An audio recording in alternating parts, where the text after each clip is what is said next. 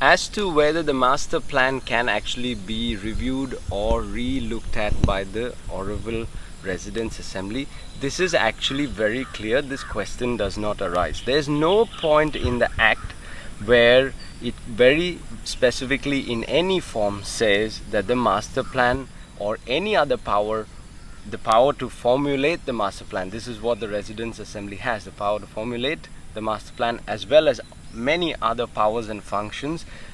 There is no place in the Act that specifically states that it is a one-time affair.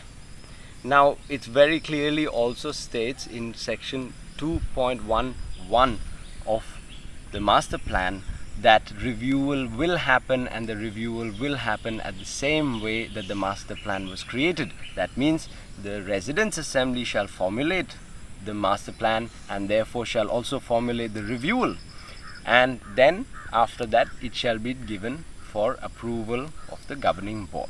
Now in this it is very clear from section 17C of the Auroville Foundation Act that the governing board shall accord approval for the programs drawn up for Auroville by the Residents' Assembly. The wording there is very important. If you look very carefully, it says shall accord approval.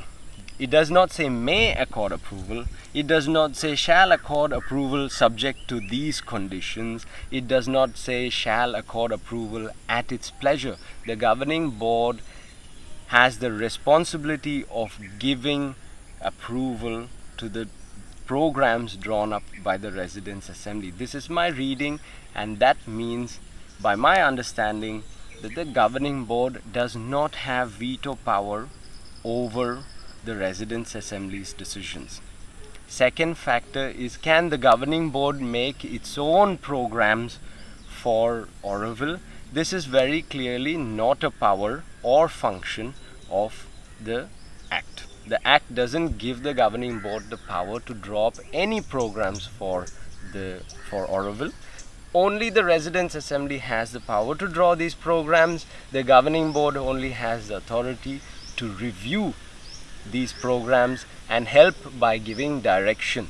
So in that, the governing board in the 57th minutes has very clearly given its directions. It has also spoken about things it clearly has no jurisdiction over, such as entry process, which the Residents' Assembly must take into account, but they are not bound by it in any form. The Residents' Assembly has a responsibility to go back to the master plan, to re-look at it, and to decide on anything that needs to be done in its jurisdiction for the development of Auroville.